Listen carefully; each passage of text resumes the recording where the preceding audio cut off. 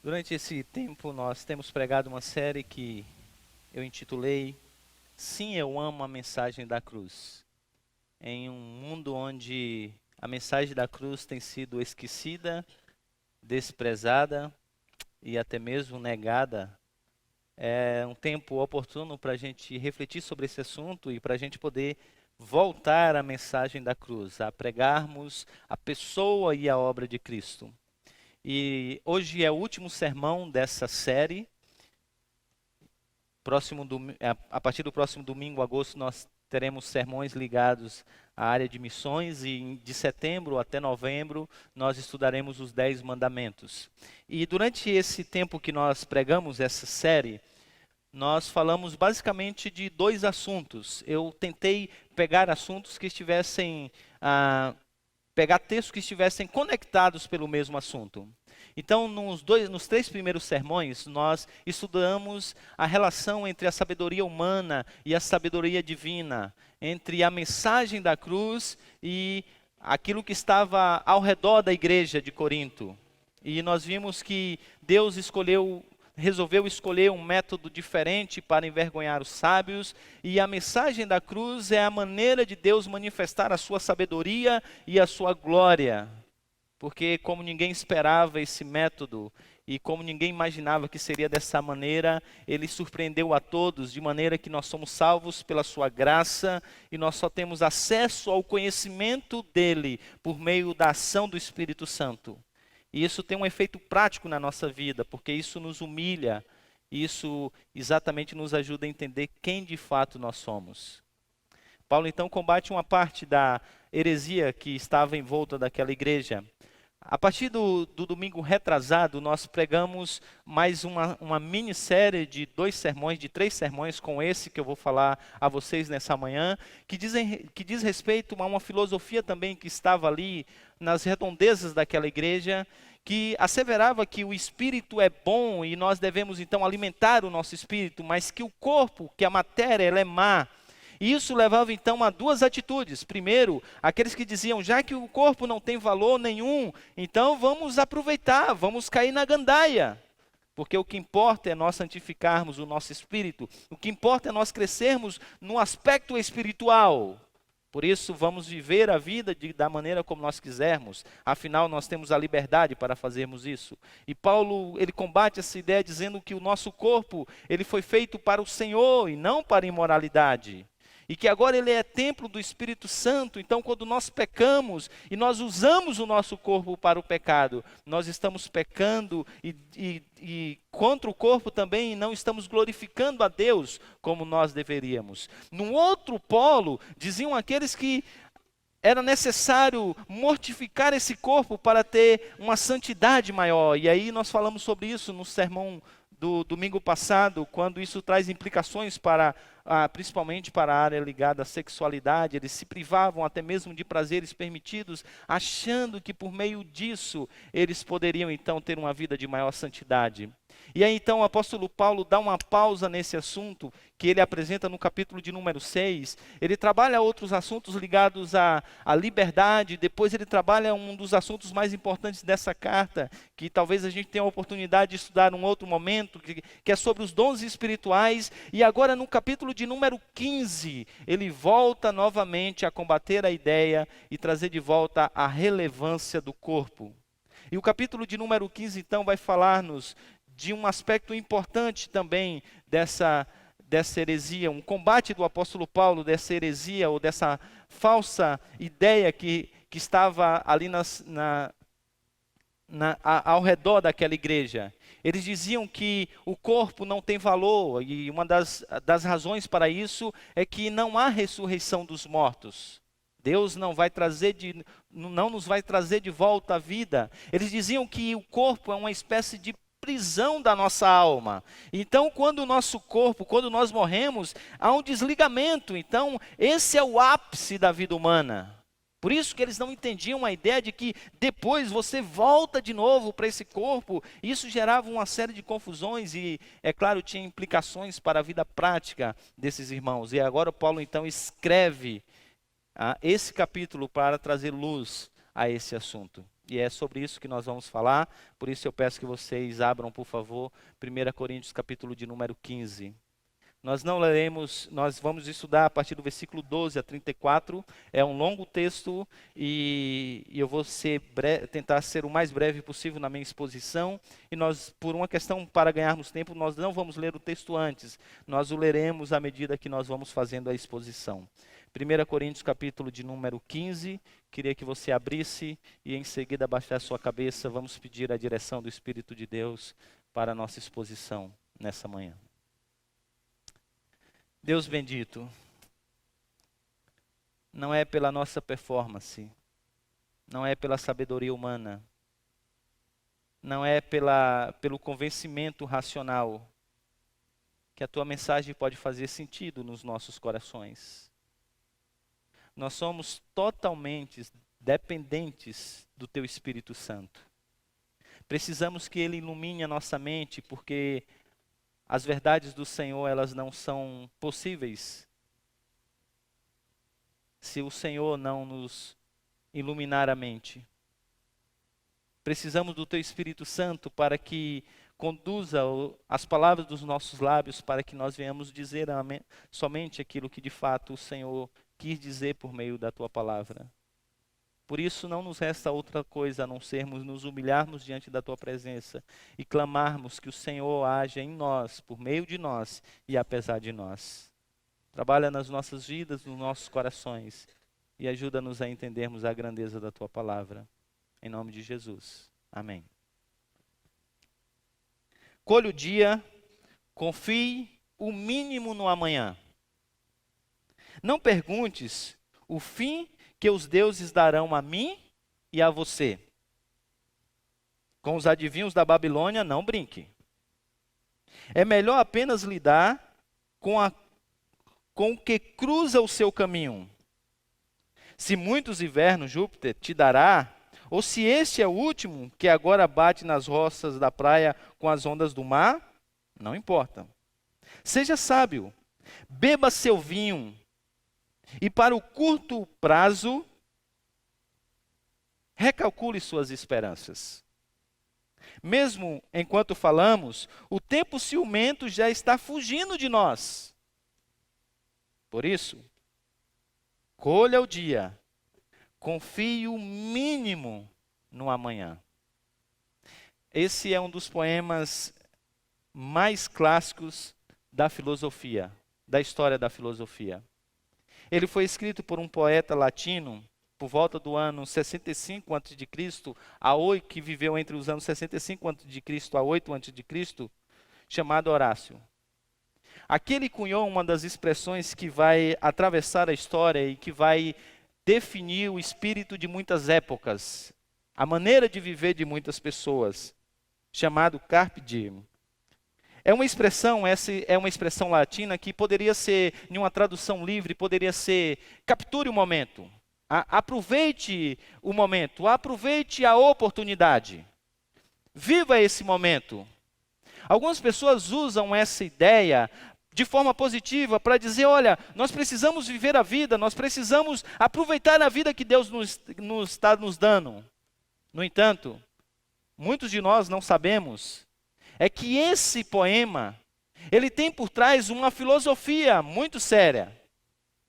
Por trás desse poema está o pensamento de um homem chamado Epicuro. E os epicureus, eles diziam que o mundo é tudo que há, que não há ressurreição do nosso corpo, que não há nenhum tipo de vida após dessa vida, no que diz respeito ao nosso corpo. E que a única oportunidade que você tem para aproveitar os prazeres da sua vida é exatamente esse momento. Por isso, curta o máximo que você puder a sua vida. Afinal, você não terá esse corpo para sempre. Haverá um dia em que ele vai baixar a sepultura. E quando isso acontecer, então tudo terá chegado ao seu fim. Por isso, aproveite o máximo tempo que você tem para viver. Aproveite o máximo o seu dia. Viva o presente sem se preocupar com o futuro, sem se preocupar com o amanhã, porque você não sabe o que vai ser o amanhã. Viva o tempo, aproveite o dia, aproveite o momento, capture o momento se entregue aos prazeres. Paulo diz, se essa filosofia é certa, então tem razão aqueles que dizem, comemos e bebamos, porque amanhã nós morreremos.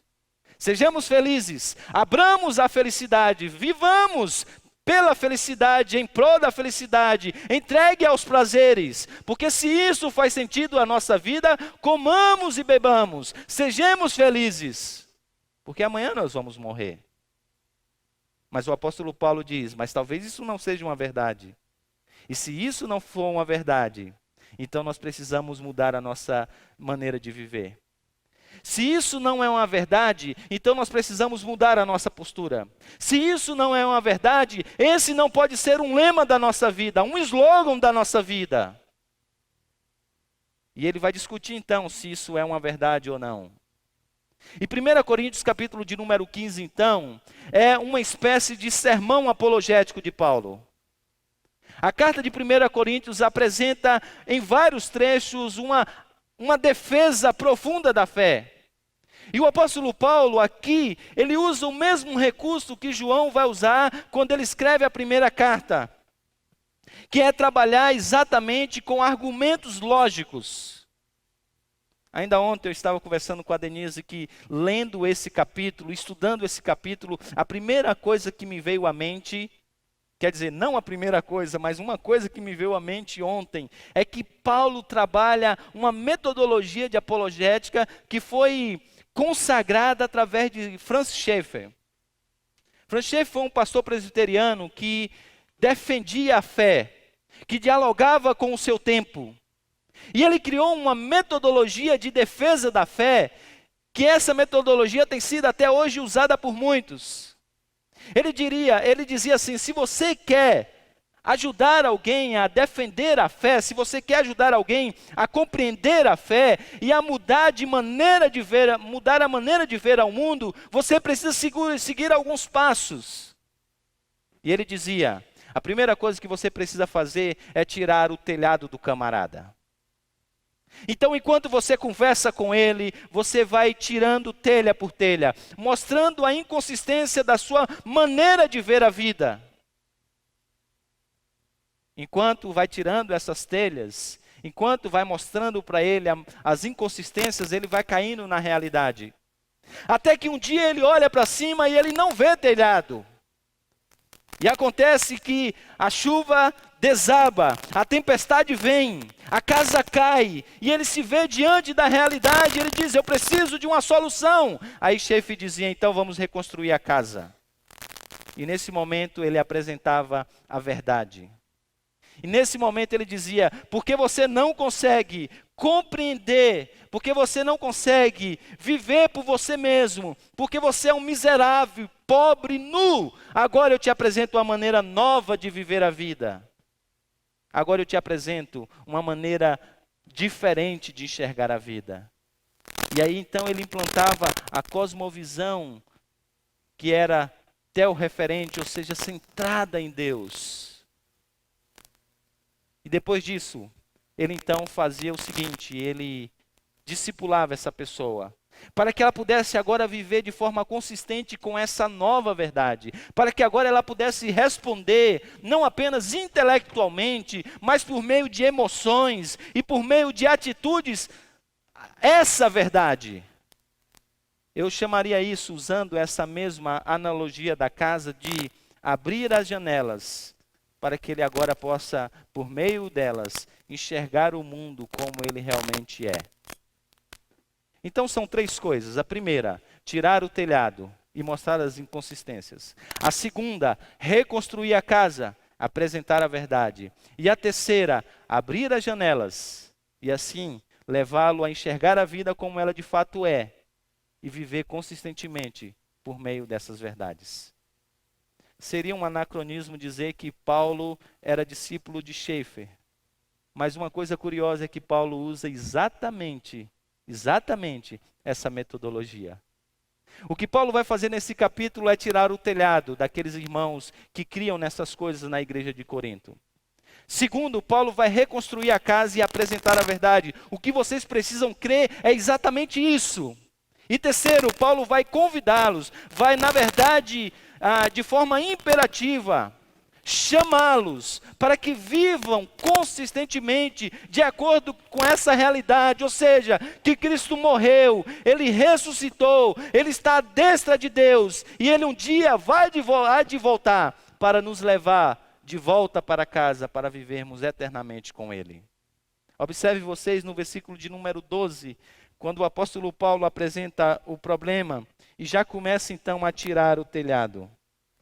Versículo de número 12, o apóstolo Paulo diz assim: ora, se está sendo pregado que Cristo ressuscitou dentre os mortos, e essa é a mensagem da cruz, essa é a mensagem da cruz, e eles estão aceitando essa mensagem, Paulo diz: como alguns de vocês estão dizendo que não existe ressurreição dos mortos? O que está acontecendo no meio dessa igreja é que eles receberam o evangelho, e eles responderam positivamente ao evangelho. E eles diziam que eles criam no evangelho. No entanto, a filosofia entrou para dentro da igreja. E entre as coisas que entraram para dentro da igreja, algumas ideias que tinham pressupostos que iam não ao encontro da mensagem da cruz, mas de encontro à mensagem da cruz. E eles estão querendo fazer uma síntese de coisas que não são apenas contrárias, na verdade são excludentes. Só que eles não conseguem enxergar que essa atitude, ela vai até mesmo contra a lógica.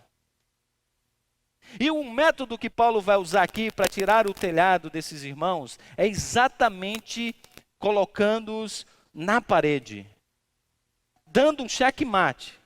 E ele diz: olha, se é pregado que Cristo ressuscitou dentre os mortos, como então alguns de vocês estão dizendo que não há ressurreição dos mortos? Isso é uma ideia inconsistente.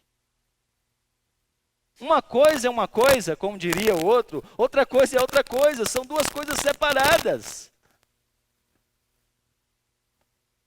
E aí o apóstolo Paulo então vai mostrar que se eu provar para vocês que essa ideia é errada, não faz sentido aproveitar o dia como vocês estão fazendo, beber e ser feliz como vocês estão fazendo. Eu quero mostrar para você que essa ideia é errada, e assim eu vou destruir esse conceito, e assim eu queria que vocês mudassem de prática. E aí ele começa então as conclusões que são ilógicas por parte dos Coríntios, mas que tem toda a lógica por parte do apóstolo. Ele diz, a primeira coisa, versículo de número 3, se não há ressurreição, Cristo não ressuscitou.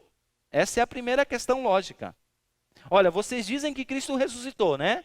Mas vocês dizem que não há ressurreição dos mortos. Então vamos entender melhor essas coisas. Se não há ressurreição dos mortos, se vocês afirmam que não há ressurreição dos mortos, vocês precisam necessariamente negar que exista, que Cristo ressuscitou. Porque se Cristo era um ser humano, como nós somos, ele não era um fantasma. Ele não era alguém que parecia ser humano. Ele foi homem como nós. Ele se fez um de nós. E se você diz que não existe ressurreição dos mortos, então você precisa afirmar logicamente que Cristo também não ressuscitou. É isso que vocês estão dizendo? E aí isso leva à segunda conclusão lógica, versículo de número 14. Se Cristo não ressuscitou, a pregação é sem conteúdo, ele diz. Ele diz, se Cristo não ressuscitou, é inútil a nossa pregação, versículo 14. Como também é inútil a fé que vocês têm. A palavra inútil, usada aqui por Paulo, significa sem conteúdo. O que ele quer dizer? Ele quer dizer, olha, se nós negarmos a ressurreição de Cristo, nós não estamos negando apenas uma coisa periférica do Evangelho. Na verdade, nós estamos negando a essência do Evangelho. Porque o Evangelho se resume em um Cristo que morreu e ao terceiro dia ressuscitou. Mas se nós dizemos que ele não ressuscitou, então nós estamos tirando todo o conteúdo da pregação. É inútil a nossa pregação. É inútil totalmente a nossa pregação, assim como é inútil a fé de vocês. Ele vai trabalhar essa ideia um pouco mais à frente. Agora, só por hora, preste atenção nisso. Permita-me fazer só uma aplicação nesse ponto de forma específica. Porque as pessoas estão dizendo que é possível nós vivermos um evangelho sem Cristo. Alguns liberais que negam a ressurreição de Cristo, eles dizem que é possível nós ainda abrirmos a Bíblia e nós estudarmos a Bíblia. Porque eles dizem assim, não, nós temos a moralidade de Cristo. Ele é um grande exemplo para nós. Ele diz, não, nós podemos nos voltar para os seus ensinamentos. Mas Paulo está dizendo, se nós negarmos essas coisas, se nós negarmos que ele se fez um de nós, se nós negarmos que ele morreu em uma cruz, e se nós negarmos que ele ressuscitou ao terceiro dia, nós estamos negando a própria fé.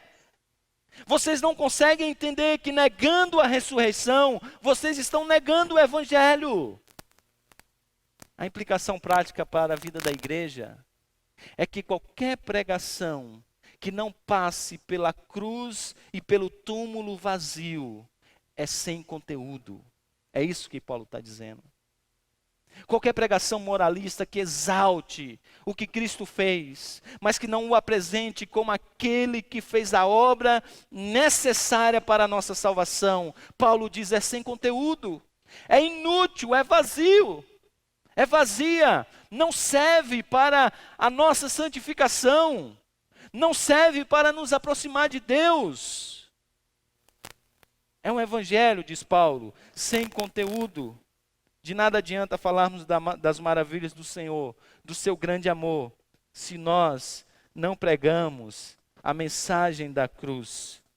Sabe por quê? Paulo diz, o cristianismo não é um sistema filosófico ou um código de moralidade, mas ele é uma proclamação do que Deus fez por seus eleitos. Ou seja, por meio de Cristo, morto e ressuscitado, nós temos acesso de volta ao Pai.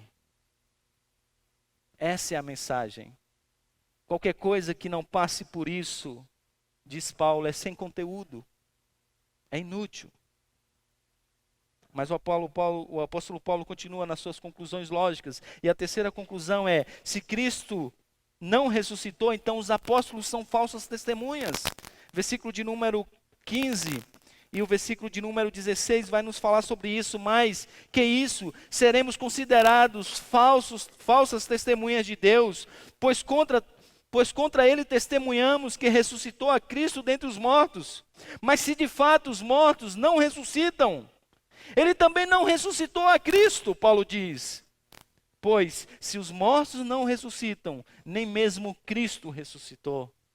Paulo está dizendo, se vocês estão dizendo que não há ressurreição dos mortos, isso quer dizer que Cristo não ressuscitou. E se Cristo não ressuscitou, então todos nós somos falsos testemunhas, ele diz.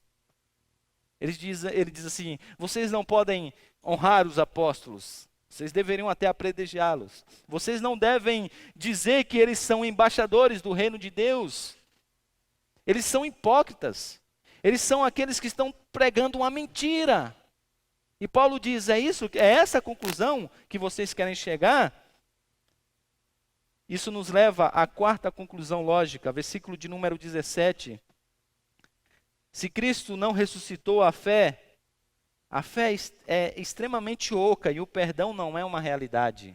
Olha o versículo de número 17. E se Cristo não ressuscitou, inútil é a fé que vocês têm, e ainda estão nos seus pecados, ele diz. A palavra inútil agora, Paulo usa uma outra palavra. Quando ele disse sobre a pregação, ele falou de uma inutilidade no que diz respeito ao conteúdo. Agora ele vai dizer de algo que é inútil no sentido de que é oco. Paulo está dizendo que eles estão colocando a fé em alguma coisa que não tem substância, que não tem substância. É isso que Paulo está dizendo. O Antigo Testamento já separava de Deus dos ídolos. O Salmo de número 96 diz que Deus é o Deus Todo-Poderoso, o Criador dos céus e da terra. E que Ele é o único digno de ser adorado, porque diz o salmista no versículo 4 e 5, porque todos os deuses dos povos não passam de ídolos. E no original o salmista faz um trocadilhos, ele pega a palavra Elohim, que significa Deus, e com essa palavra ele traz uma outra palavra chamada Elilim, que significa negação de quem é Deus, algo que é oco, sem utilidade. Ele diz, assim é Deus, e assim são os ídolos. E agora Paulo diz a mesma coisa, ele diz, olha, se Cristo não ressuscitou, então vocês estão colocando a fé em algo que é sem substância, que é oco.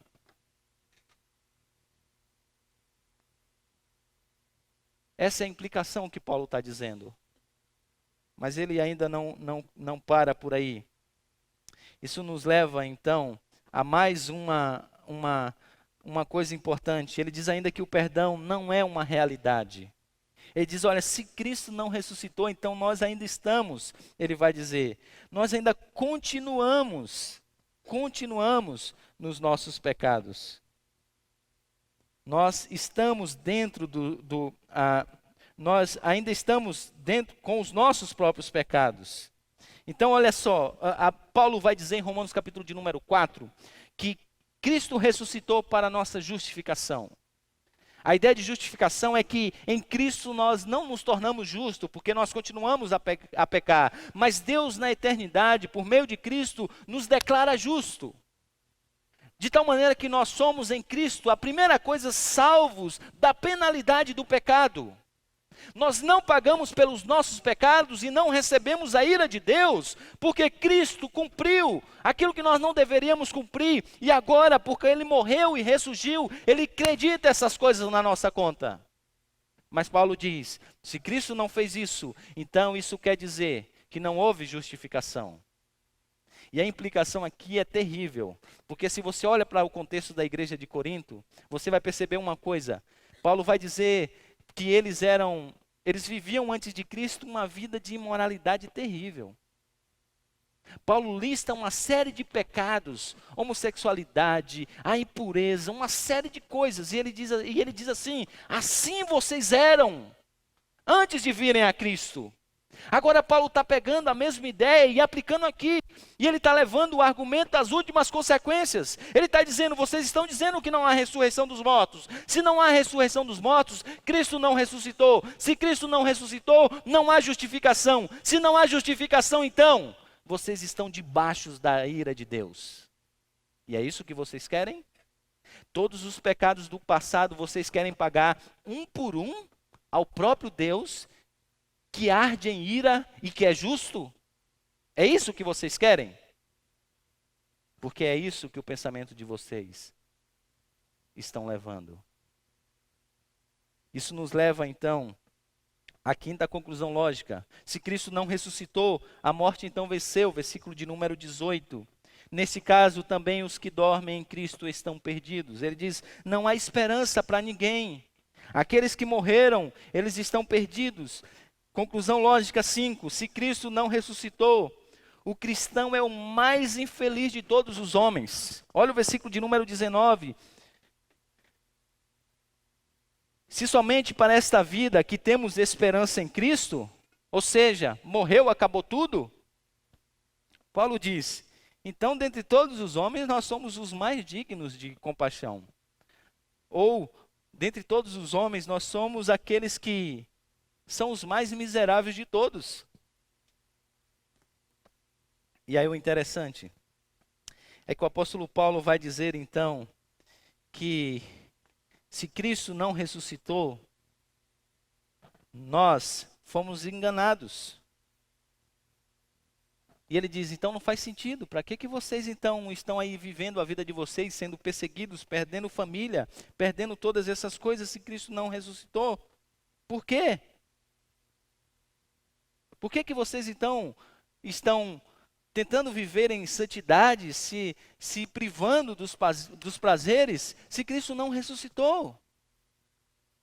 Não faz sentido.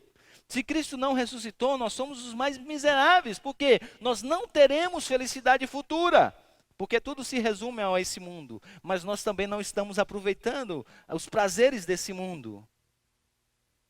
Então Paulo está dizendo, nós somos até inconsistentes. Porque se de fato Cristo não ressuscitou, então faz sentido a filosofia que estão dizendo por aí. Faz sentido o que os filósofos dizem por seus slogans aí. Vamos viver, vamos curtir um momento, vamos capturar um momento, vamos comer, vamos beber, vamos ser felizes, porque tudo se resume a esse dia. Faz sentido se Cristo não ressuscitou. Mas se Cristo... Faz sentido se Cristo não ressuscitou, mas se Cristo ressuscitou, então nós somos os mais miseráveis, então. Se vocês estão asseverando isso, nós somos os mais miseráveis, porque a gente não está vivendo nenhuma coisa e nem outra. E aí o apóstolo Paulo vai dizer então que negar a ressurreição corporal é minar completamente as próprias esperanças. É minar completamente a própria esperança. Ele vai dizer que a gente está vivendo então como se fôssemos alguém que não tem esperança. Todo aquele que não conhece a realidade de um Senhor que foi morto, mas ressurgiu ao terceiro dia, vive desse jeito, sem esperança. E é porque o mundo não tem esperança que ele vive à procura desesperadamente de algum anestésico que possa aliviar a dor do seu coração vazio. E Paulo diz, se Cristo não ressuscitou, nós estamos na mesma situação que eles estão. Se Cristo não ressuscitou, não há esperança. E se não há esperança, nós somos os mais miseráveis de todos os homens. Agora então ele chega no versículo de número 20 até o versículo de número 28, quando ele vai reconstruir a casa. Versículo de número 20, reconstruindo a casa, depois de tirar todo o telhado. Mas de fato Cristo ressuscitou dentre os mortos. A palavra mais é uma conjunção adversativa que muda a ordem do discurso. E ele diz, mas de fato, ou a tradução poderia ser mais agora, que muda uma ideia de uma conclusão lógica. Mas, logicamente, Cristo ressuscitou dentre os mortos. Ele ressuscitou. E quando ele disse então que ele ressuscitou, e ele afirma isso como um fato histórico, ele está agora jogando por terra tudo que estava à volta sobre essa questão. Ele está jogando por terra todo tipo de ensino falso sobre a ressurreição dos mortos. Os filósofos epicuristas ensinavam que a vida é o que há. Eles viviam uma espécie de materialismo simples. Ou seja, a vida é o que nós vemos. O mundo é tudo o que há. Os mestres estoicos diziam que com a morte a alma se ligava à divindade, de maneira que você perde a sua individualidade. Os discípulos de Platão ensinavam que a alma é imortal, mas que não havia ressurreição corpórea. E Paulo diz, não, está tudo errado. Cristo ressuscitou. Cristo ressuscitou. E esse é um fato. E o verbo que ele apresenta aqui para dizer que Cristo ressuscitou, na língua original é um perfeito. Isso quer dizer que é uma ação feita no passado, que tem consequências para sempre. Ele ressuscitou e agora ele está vivo e ele permanece vivo hoje e ele permanecerá vivo amanhã e ele permanecerá vivo para todos sempre. Isso é a diferença entre a ressurreição de Cristo, a ressurreição que nós vamos experimentar e a ressurreição, por exemplo, de Lázaro. Lázaro também morreu e foi ressuscitado. Mas Lázaro voltou para a mesma vida que ele tinha. Se ele morreu devendo a alguém, depois que ressuscitou, ele teve que pagar.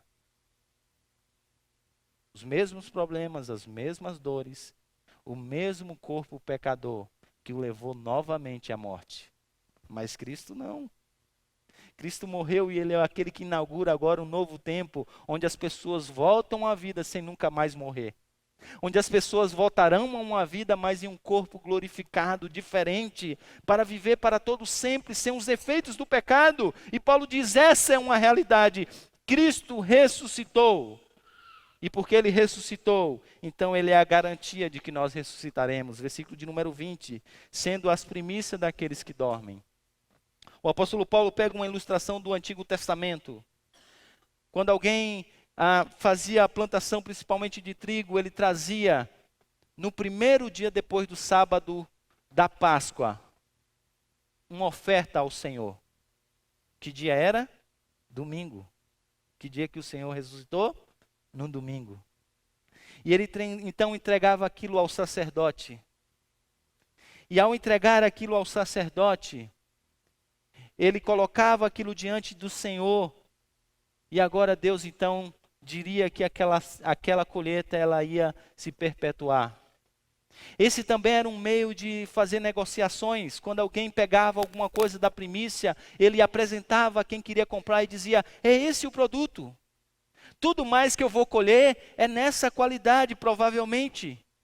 E aquele primeiro amasso, aquela amostra inicial, era a garantia de que o que viria seria igual. E o apóstolo então pega agora essa ilustração e ele diz: assim é Cristo. Vocês trazem todo domingo, logo depois da Páscoa, do sábado santo, aquilo que é a garantia do que virá pela frente. E é isso que aconteceu com Cristo. Ele ressuscitou e a sua ressurreição garante-nos que nós também ressuscitaremos. E aí o versículo de número 21 até 23 ele diz: porque ele vive, nós também viveremos. Visto que a morte veio por um só homem, também a ressurreição dos mortos veio por meio de um homem. Pois da mesma forma que como Adão todos morreram, em Cristo todos foram vivificados, diz Paulo. Mas cada um da sua própria vez, Cristo primeiro, depois, quando ele vier, os que lhe pertencem. E Paulo vai usar uma ilustração aqui entre os representantes. O que você precisa entender aqui, a analogia não é numérica. Todos morreram em Adão, todos serão ressuscitados em Cristo. Nós sabemos que isso não é a verdade. Somente os eleitos serão ressuscitados para viver com Cristo, como Paulo está trabalhando nesse capítulo. Aqui a comparação é funcional. Como em Adão todos caíram, em Cristo todos serão vivificados. Todos terão em Cristo, aqueles que são os seus eleitos, também ressurgirão. Assim como por meio de Adão, houve uma fuga por causa da queda do Éden, por meio de Cristo Jesus, aquele que foi morto, mas ressuscitou. Todos voltarão ao Éden. E aí nós vamos voltar ao paraíso por meio dele. E aí o versículo de número 24 a 28 diz que ele nem tarda e nem falha. É certo, essa é uma coisa certa. Versículo de número 24 diz: então virá o fim, quando ele entregar o reino a Deus, o Pai, depois de destruir todo domínio, autoridade e poder. O apóstolo Paulo vai dizer nesses versículos que nesse tempo, na presente era, Cristo está colocando todos debaixo dos seus pés. Ele está dominando sobre tudo e sobre todos. Deus prometeu ainda no jardim do Éden que ele ia reverter as consequências da queda, que haveria alguém que iria esmagar a cabeça da serpente. E aí Paulo está dizendo, esse alguém já veio, ele se fez um de nós, de tal maneira que quando ele morreu e ele ressuscitou, a morte foi tragada, o pecado foi vencido. E agora, não há ninguém mais que tenha domínio, senão ele somente que está reinando. E agora todos estão sendo colocados debaixo dos seus pés. Hebreus diz que ele, Jesus, também participou dessa condição humana, para que por sua morte derrotasse aquele que tem o poder da morte, isso é o diabo. E a palavra derrotar aqui no original significa colocar fora, colocar de lado, colocar na periferia. Agora ele está fora, ele não tem mais poder. É por isso que em Apocalipse, capítulo de número 12, versículos 7 e 8, diz que houve uma peleja no céu, e Miguel e os seus anjos pelejaram contra o dragão, que é o diabo. E naquela peleja, os anjos prevaleceram, e eles foram então expulsos do céu. E por que eles foram expulsos? O diabo, um dos seus principais ministérios, serviços, é acusar os santos. Agora Paulo diz, se nós estamos em Cristo, qual acusação tem? Que condenação há para aqueles que estão em Cristo Jesus? Paulo diz, capítulo 8, versículo 1 de Romanos. Não há acusação. Eles foram vencidos. Paulo diz, eles foram vencidos, e essa é a garantia de que nós também venceremos. Versículo de número 25, pois é necessário que ele reine, até que todos os inimigos sejam postos debaixo dos seus pés, e o último inimigo a ser derrotado é a morte. E Paulo diz, haverá um dia onde Cristo há de fazer isso, quando ele retornar. Versículo 27, porque ele tudo sujeitou debaixo dos seus pés. Ora, quando diz que tudo lhe foi sujeito, fica claro que isso não inclui o próprio Deus, que tudo submeteu a Cristo. Quando, porém, tudo lhe estiver sujeito, então o próprio Filho se sujeitará àquele que todas as coisas sujeitou, a fim de que Deus seja tudo em todos. Haverá um tempo, então, que Cristo agora vai voltar para o Pai, e ele vai dizer, acabou. Aquilo que ele iniciou na cruz, ele vai terminar no tempo e na história. E agora ele vai reunir, então, coral de pessoas de todos os lugares, de todas as nações. E esse coral estará diante do grande rei para adorá-lo. E esse vai ser o tempo onde Deus vai ser o único no mundo que receberá adoração. E ele será tudo em todos. Paulo diz, essa é a grande verdade. Paulo diz, é sobre essa casa que vocês precisam viver. E aí então Paulo finalmente, ele abre a janela para que eles possam agora ver o mundo de outra maneira e viverem de acordo com isso. A partir do versículo de número 29. Versículo 29 é o versículo mais difícil e mais obscuro desse texto. Se vocês me perguntarem o que esse versículo quer dizer, com toda honestidade eu digo que eu não sei. Eu sei o que ele não quer dizer. Ele não quer dizer que é possibilidade de batismo por meio dos mortos, que você pode se batizar por meio dos mortos, ou ser batizados pelos mortos, como diz, por exemplo, algumas heresias aí, inclusive a igreja dos mormons. Não sabemos o que esse texto quer dizer, ele é obscuro. O que Paulo diz é, se não há ressurreição, que farão aqueles que se batizam pelos mortos? Se absolutamente os mortos não ressuscitam, por que se batizam por eles? O que é consenso entre os comentaristas é que essa é uma prática que Paulo não concorda. É tanto que ele não concorda que ele não se inclui, ele nunca diz nós. Ele sempre usa a terceira pessoa e nunca a primeira pessoa do plural. Ele diz aqueles, ou ele diz eles, ao invés de dizer nós e se incluir no meio do pacote. O que é certo é que Paulo está combatendo essa ideia. Paulo está dizendo isso não é uma realidade, mas ele está mostrando mais uma vez a inconsistência. Vocês dizem que não há ressurreição dos mortos, mas vocês estão preocupados com aqueles que são do passado? Faz sentido? Se a vida é o que há, se o mundo é uma caixa fechada, acabou. É incoerente. Esse é o ponto que Paulo quer colocar. E aí o versículo de número 30, ele diz, também nós, por que estamos nos expondo a perigos o tempo todo? Se não há esperança depois dessa vida, não faz sentido a gente viver como a gente vive, ele diz. Todos os dias enfrento a morte, irmãos. Isso digo pelo orgulho que tenho de vocês em Cristo, nosso Senhor.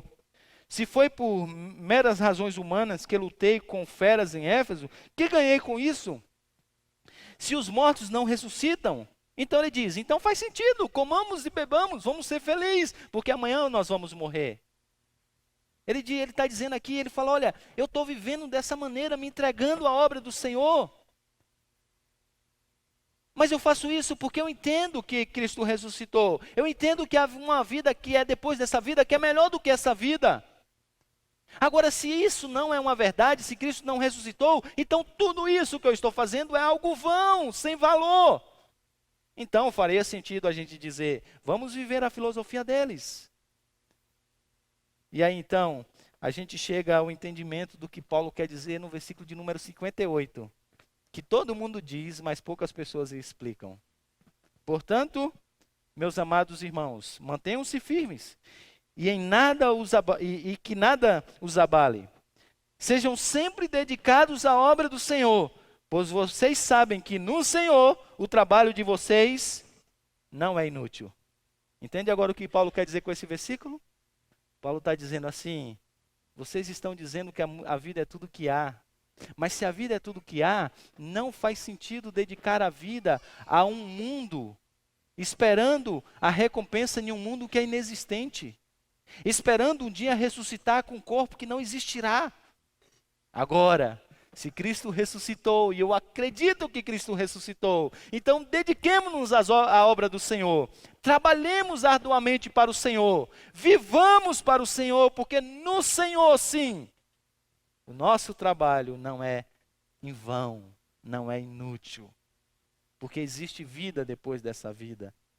E aí o apóstolo Paulo vai dizer então que a ressurreição, ela dá razão para o existir hoje e o amanhã. É isso que ele está dizendo. A ressurreição dá sentido à vida. Então preste atenção nisso que eu queria ler para vocês. Aqueles que vivem apenas desejando capturar o momento, comamos e bebamos, sejamos felizes porque amanhã morreremos, vivem na verdade em uma ilusão e despreza a grande realidade marcante da história. Isso é, Cristo crucificado, morto e ressuscitado no terceiro dia, dentre os mortos. Então, a razão de existir de hoje e de amanhã, para essas pessoas não fazem sentido, mas para aqueles que são de Cristo, isso faz sentido. É por isso que num capítulo, num capítulo 4 de 2 Timóteo, versículos 6 a 8, Paulo diz assim: quanto a mim, já estou sendo oferecido em libação. Ele diz, eu já estou quase batendo as botas. E o tempo da minha partida é chegada. E ele diz, eu combati o bom combate, o nobre combate, o melhor de todos os combates. Eu completei a minha carreira, Cristo me chamou para ser um apóstolo e eu fui. Eu completei a carreira, eu guardei a fé. E ele diz, já agora a coroa da justiça me está guardada. E não somente a mim, mas a todos aqueles que aguardam e esperam a sua vinda. Por que ele tem essa esperança no final da sua vida? Porque ele acredita que Cristo não ficou no túmulo, que a pedra foi removida, que as mulheres não encontraram Jesus naquele lugar. E que porque ele ressuscitou, Paulo diz, eu também vou ressuscitar e eu vou viver com ele não por um dia, não por uma noite, mas para todo sempre. Por isso Paulo agora termina dando duas orientações bem enfáticas. Ele diz, não se deixe enganar então. As más companhias corrompem os bons costumes. Isso é uma citação de um filósofo daquela época. E ele diz, é perigoso se unir ao espírito da nossa época. É perigoso se juntar a ideias que vão não ao encontro, mas de encontro à mensagem da cruz. E aí ele diz então, versículo de número 34, parte A. Como justos, recuperem o bom senso. A advertência urgente aqui em uma tradução bem popular tomem juízo. Tomem juízo. Tomem juízo. Porque vocês estão confusos. Põe a cuca para funcionar. Põe a cuca para funcionar. Use o bom senso. Fique sóbrio. Vocês são incapazes de pensar sobre coisas mais profundas da vida, por isso vocês estão bebendo das águas mundanas dessas filosofias. Então tome juízo, coloque a mão na consciência. E não apenas isso, ele dá uma outra advertência ainda mais séria. Parem de pecar. E eu diria, seus miseráveis. Parem de pecar. Ele está dizendo, agora...